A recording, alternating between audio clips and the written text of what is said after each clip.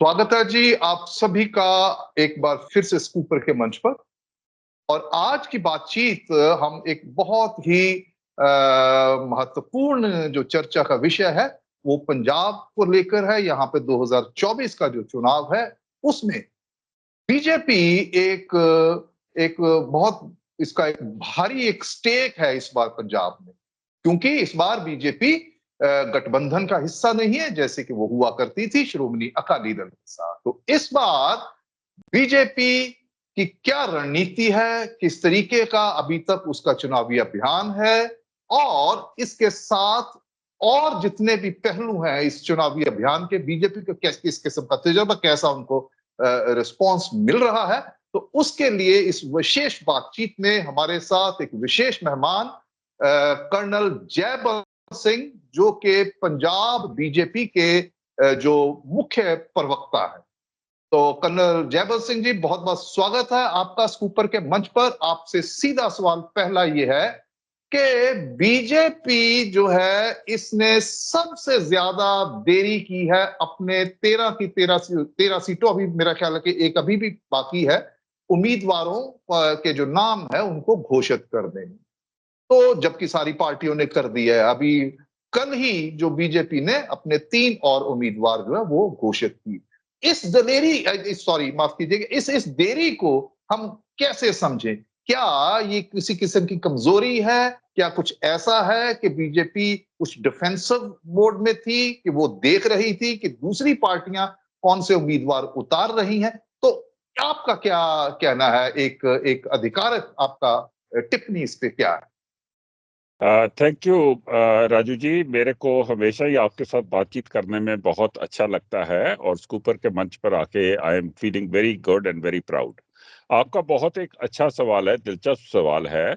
तो इसमें ऐसी बात है राजू जी कि इस बार हम पहली बारी 13 सीटों पे आए हैं, तो हमारा जो काम करने का तरीका है उसको थोड़ा सा पंजाब में समझ नहीं आता है। हम एक संगठन बेस्ड पार्टी हैं, ऑर्गेनाइजेशन हायरार्की से चलते हैं, जिसके कारण कि हमारे पर यहाँ पर जो भी डिसीजंस होती हैं वो बड़े मल्टीपल लेवल्स के ऊपर फिल्टर होके होती हैं और बहुत सोच समझ के डिसीजंस होती हैं। इसी तहत हमने जो इम्पोर्टेंट पहले जो सीट्स थी उनके ऊपर हमने किया घोषित कर दिए, और कुछ जगह जहां ज्यादा ज्यादा लोग थे, ज्यादा कैंडिडेट्स थे, तो उसको सोच समझ के बेस्ट कैंडिडेट को फील्ड में डालने के लिए कुछ टाइम हो गया। कुछ हमारे जो सीनियर लीडर्स हैं उनको भी काम था, इलेक्शन शुरू हो गई थी। सो कई फैक्टर्स हैं, पर इसमें कोई ऐसा फैक्टर नहीं है कि हमारे पास लीडर की कमी नहीं थी।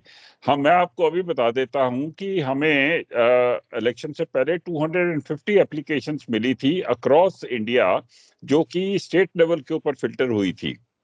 और स्टेट लेवल के ऊपर हर सीट के ऊपर 3-3 4-4 उम्मीदवारों के नाम जो हैं, अबाउट मोर देन 40 नेम्स, उनको की सेंटर में पार्लियामेंट्री बोर्ड के आगे रख दिया गया था और उनमें से फिर चुनाव करना था। तो कोई कैंडिडेट की हमारे पास ना अभी भी कमी है ना पहले ही है।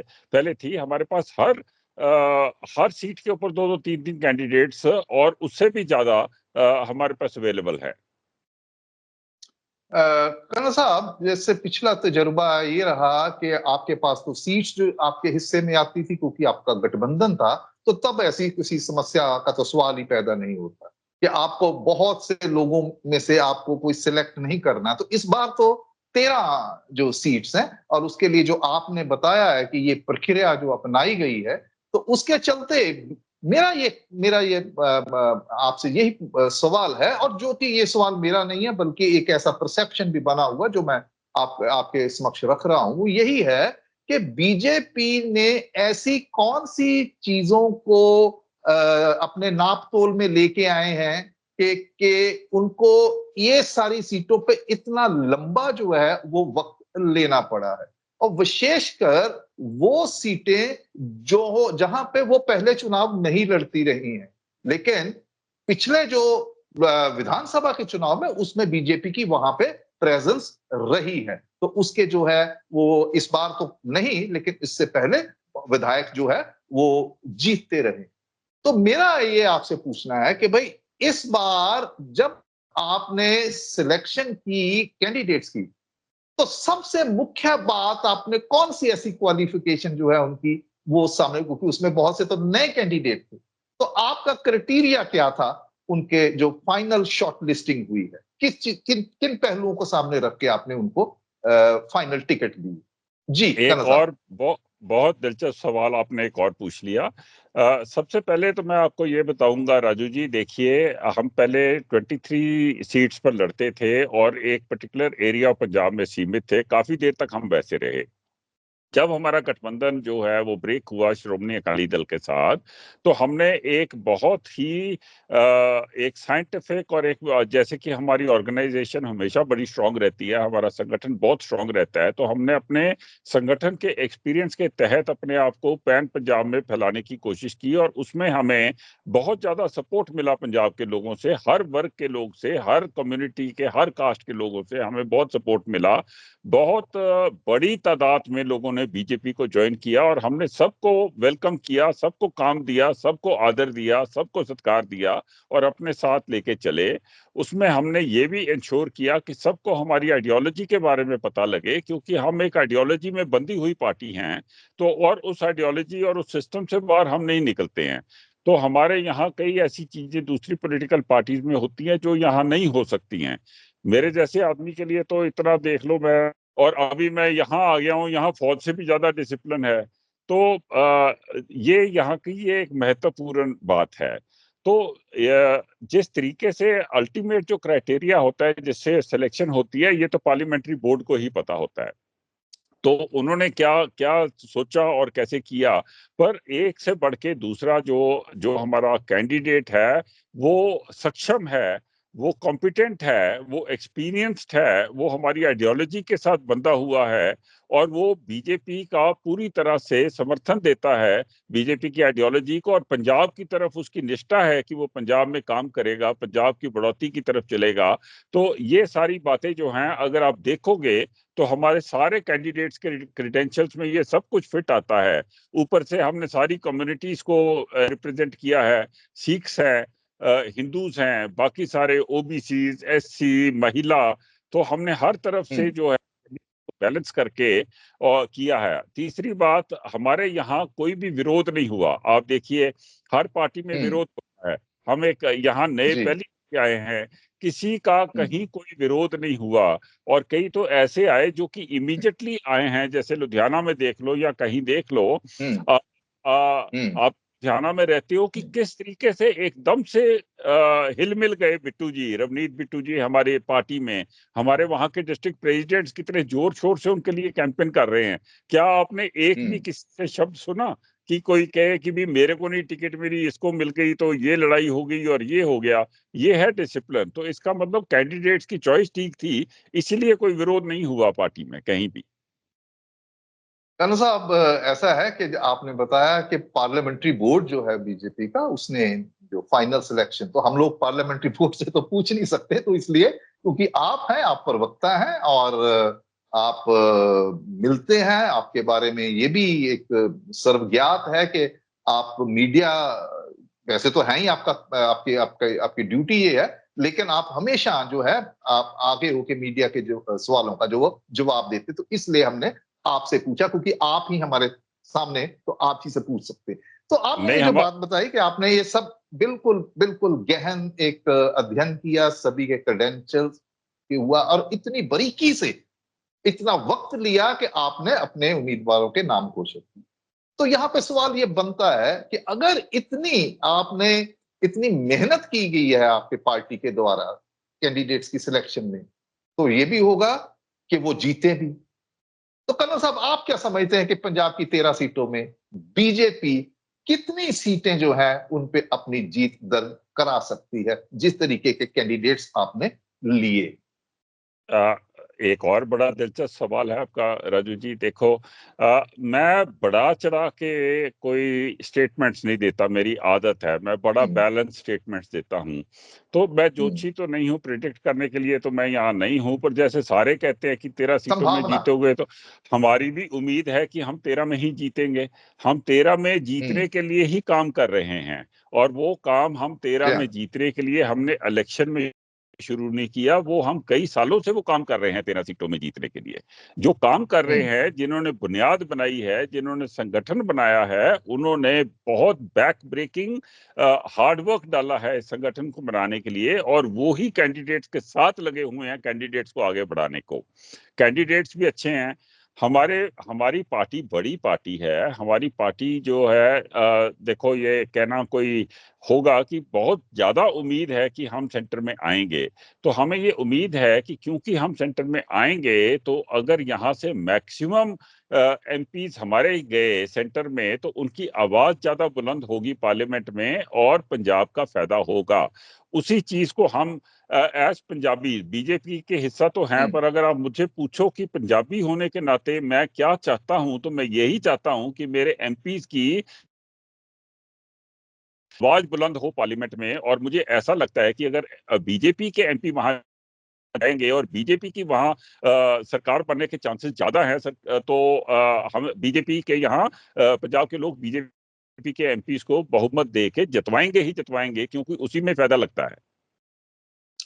कर्नल साहब, अभी आपने पंजाबी होने के नाते तो आपने बता दिया, लेकिन एक सवाल बहुत बड़ा पैदा हो रहा है, खास करके जब से ये आपका गठबंधन की बातचीत चल रही थी, उसके बाद गठबंधन जो है वो बात सिरे चढ़ नहीं सकी, तो उसके चलते एक ऐसी चर्चाएं हुई हैं कि जब गठबंधन था तो जो पंजाब के जो शहरी इलाके थे, शहरी संसदीय क्षेत्र जो है, वहां पे बीजेपी का अपना एक प्रभाव था और जिसका फायदा गठबंधन को मिलता था। लेकिन जो ग्रामीण क्षेत्र थे वहां पे अकाली दल का जो है, जो सिख किसानी में विशेषकर उनका जो प्रभाव था, तो इन दोनों को मिला के आपका एक विनिंग कॉम्बिनेशन बनता रहा है।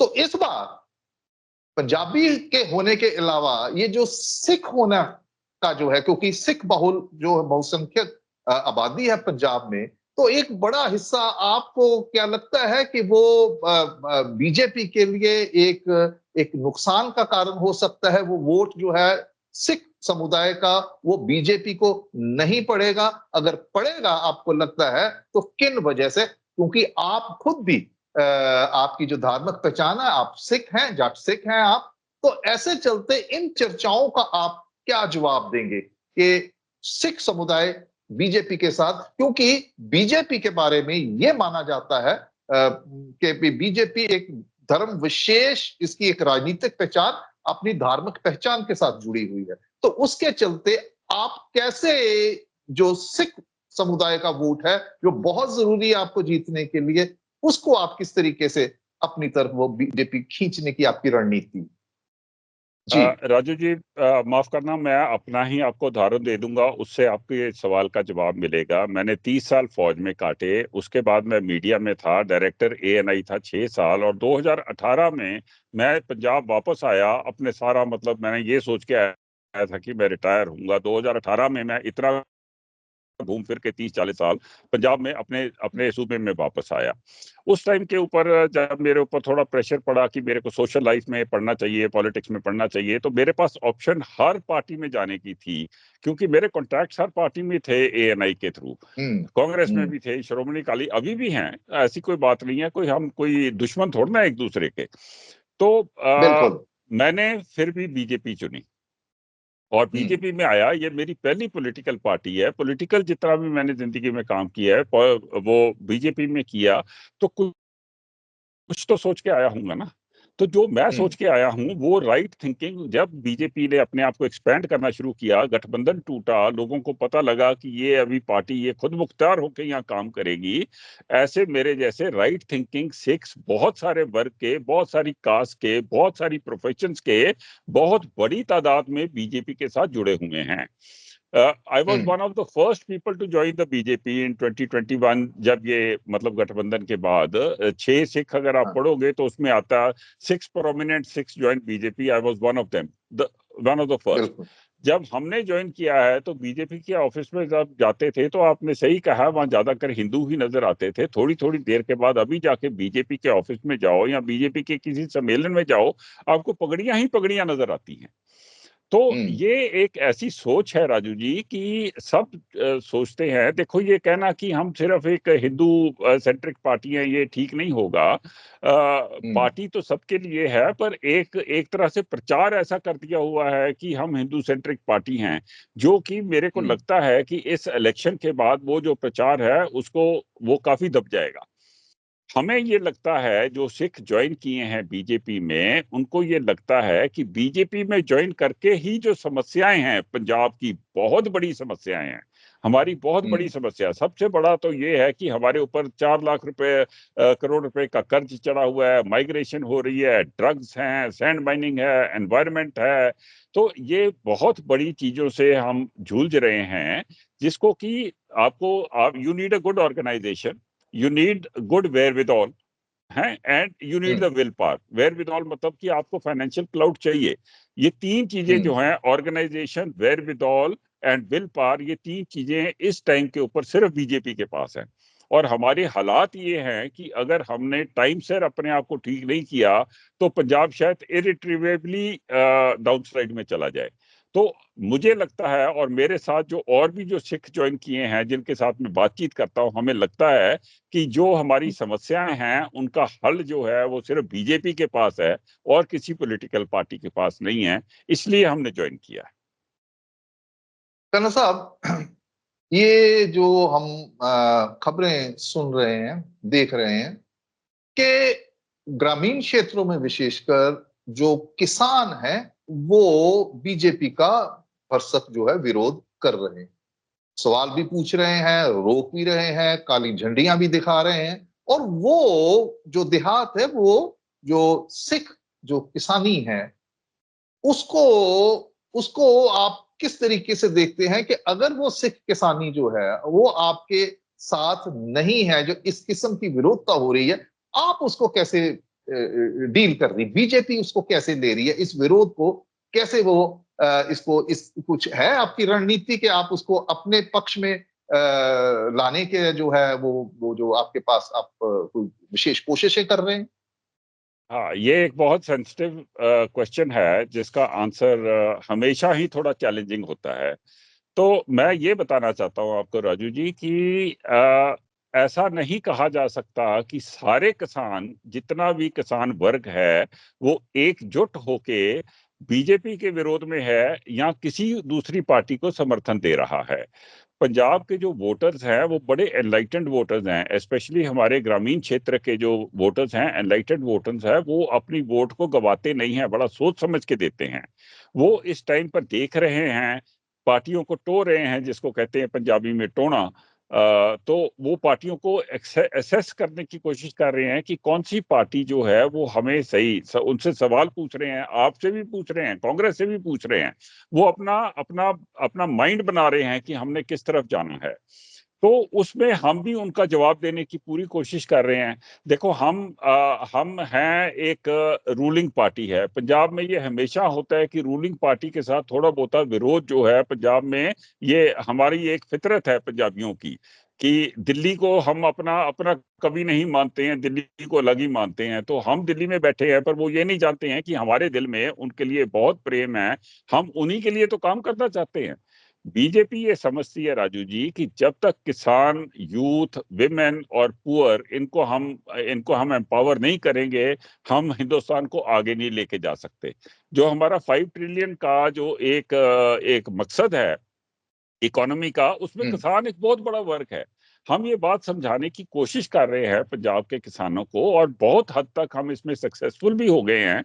तो मैं ये नहीं कहूंगा, किसानों को एक जनरल नहीं कह देना चाहिए। कुछ किसान हैं, कुछ जथेबंदियां हैं, कुछ ऐसे लोग हैं जो कि हमारा विरोध कर रहे हैं, हम उनको मनाने की कोशिश कर रहे हैं। पर आप इसको पूरे को एक पूरी तुलना में नहीं डाल सकते कि सारे के सारे किसान, पूरे का पूरा ग्रामीण क्षेत्र हमारे खिलाफ है या दूसरी के तरफ है, क्योंकि हमारे पास ग्रामीण क्षेत्र में इस टाइम के ऊपर बहुत बड़ा काडर है, कोई छोटा तो काडर क्या नहीं है। हाँ, तो क्या इसका मतलब ये है कर्नल साहब कि ये जो जथेबंदियां हैं जो हमें विरोध करती हुई दिखाई दे रही हैं, ये पूरी तरह से पूरी जो किसान वर्ग है उसका प्रतिनिधित्व नहीं कर रही है? आप खुद ही देख लीजिए, शंभू बॉर्डर के ऊपर सिर्फ 2 जथेबंदियां बैठी हैं, 30 जथेबंदियां तो उनका समर्थन नहीं कर रही हैं। और अगर एक जथेबंदी हो तो आप कहो, अगर एक जथेबंदी हो तो आप कहो कि जथेबंदी पूरे किसानों का समर्थन कर रही है। जब जब 40 से ऊपर जथेबंदियां हैं तो आप कैसे कह सकते हो कि किस जथेबंदी में कौन सा किसान है और कौन सा किसान ऐसा है जो किसी भी जथेबंदी में नहीं है। सो ये तो देखो, उनके उनके दिमाग में कोई बात है, हम उस बात को रिजॉल्व करने की पूरी कोशिश कर रहे हैं। हम हर जथेबंदी को सत्कार दे रहे हैं, हम हर जथेबंदी से बात करने की कोशिश कर रहे हैं, हमारे कैंडिडेट भी बात करने की कोशिश कर रहे हैं, हमारे मिनिस्टर भी बात करने की कोशिश कर रहे हैं, हम मीडिया से भी उनको मैसेजेस दे रहे हैं कि भाई बैठ के बात करेंगे। इस तरीके से हमारा विरोध करना ये ठीक नहीं है, इन द सेंस कि अगर आप हमें गांव में नहीं, देखो हम भी जोर लगा सकते हैं। फिर अभी मैं एक सेंसिटिव बात कर रहा हूँ, वो कहेंगे उन्होंने कहा हम जोर लगा सकते हैं।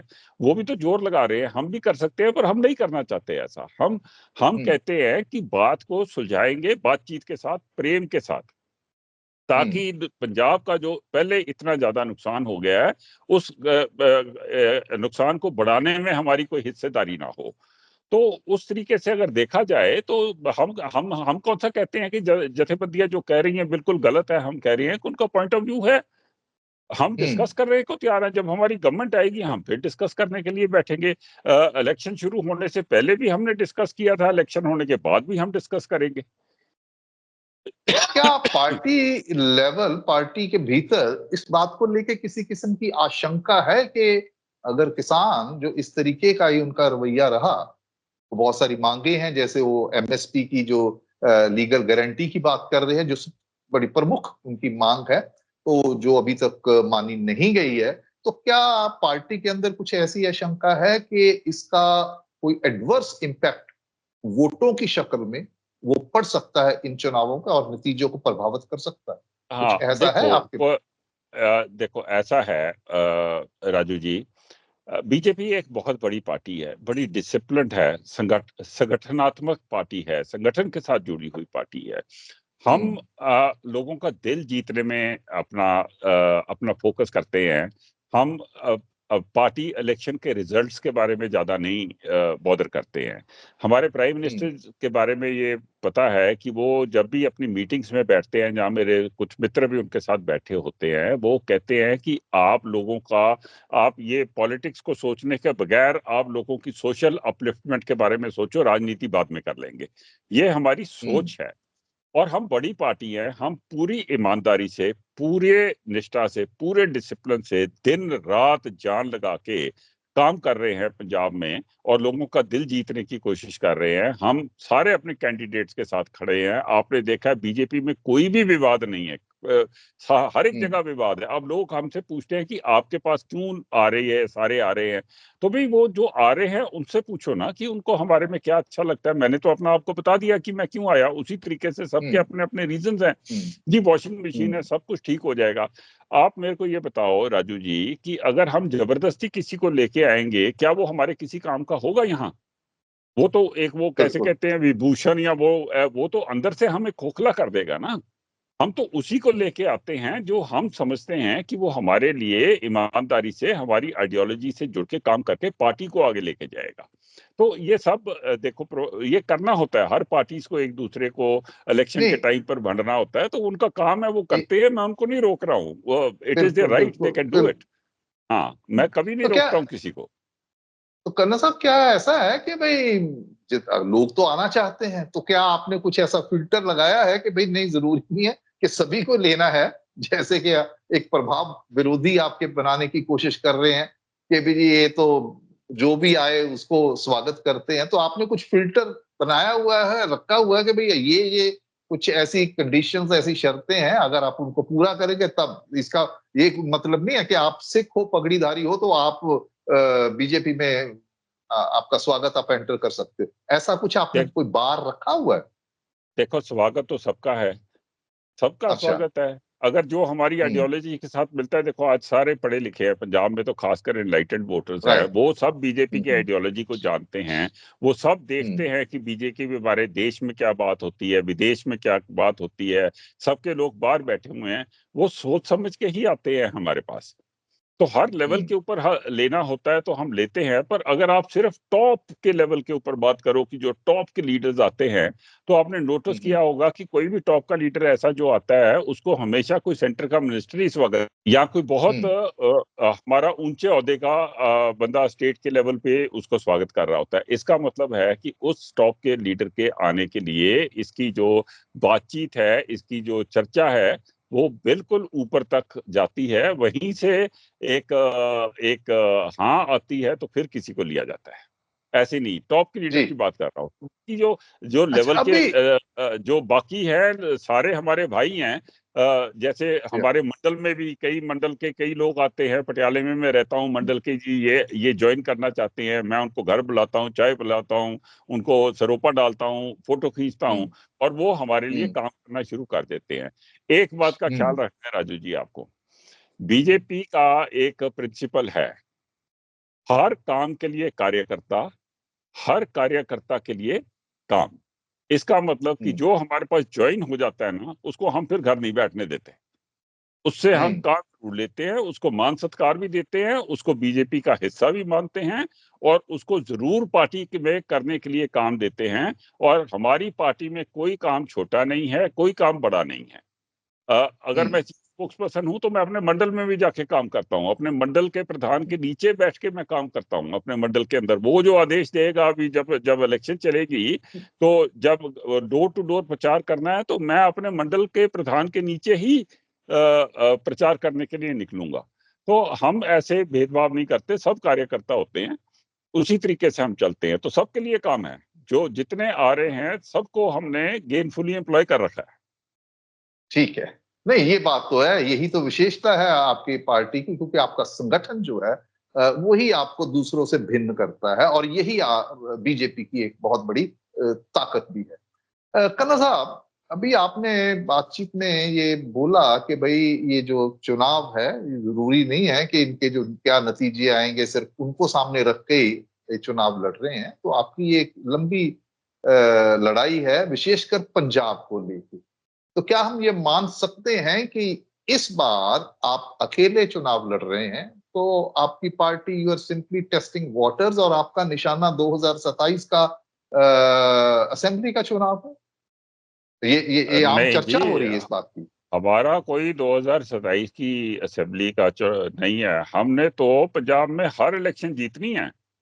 म्यूनिसिपल या काउंसिल की इलेक्शन, आपकी हम्म सरपंच सरपंच की इलेक्शन, कोई मतलब, तो आप इलेक्शन का नाम लो, और हमने उस इलेक्शन को जीतना ही जीतना है। तो हम तो हर इलेक्शन में गज बज के जाएंगे, और कोई ऐसी हम्म बात नहीं है कि हमने कोई आगे का, हमने ये वाली भी इलेक्शन जीतनी है। We are hmm not in the ground to fight. हम यहाँ इसलिए नहीं लाए आए हैं कि हम, वो एक बार नेहरू जी ने कहा था ना जब एशियन गेम्स हुई थी, दैट इट इज हम्म नहीं, मेरे I have got nothing against Nehru ji, पर मेरे को याद आ गया क्योंकि यादविंद्र स्कूल वहाँ वही हैं, कि it hmm is not important to win, it is important to compete. हमारी ऐसी कोई कोई ऐसी पॉलिसी नहीं है, फिलॉसफी नहीं है। हम पंजाब हम्म में सारी की सारी 13 सीटों को जीतने के लिए आए हैं।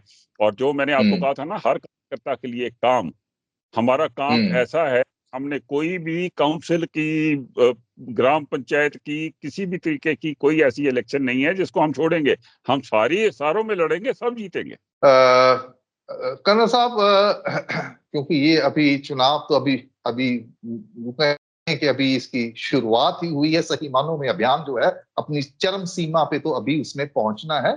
और आपने अपने जितने भी आपकी ज्यादा से ज्यादा उम्मीदवार जो है वो घोषित आपने कर दिए। मेरा मेरा ख्याल है कि सिर्फ एक सीट जो है फतेहगढ़ साहब की, उसका उम्मीदवार जी जो अभी तक आपने घोषित करना है, 12 पे कर जी दिए। जी तो आपने जो बताया है, और इससे पहले कि मैं इसको सम अप करूं, तो मैं अपने दर्शकों को ये बताना चाहता हूं कि कर्नल जयबंत सिंह, जो ये इनका जो पारिवारिक जो है इतिहास, वो गुरदासपुर जिला से जुड़ा हुआ है। अगर कर्नल साहब, मैंने ठीक रिसर्च की आपके बारे में, तो ये सही हाँ है, जी आप जी जी, गुरदासपुर बुच्चे जो नंगल, बुच्चे नंगल एक मेरा बॉर्डर गांव है। बॉर्डर डिस्ट्रिक्ट, हाँ, जो बॉर्डर हाँ डिस्ट्रिक्ट है इंटरनेशनल बॉर्डर पाकिस्तान के साथ, वो वहां से कर्नल साहब उसको बिलोंग करते हैं।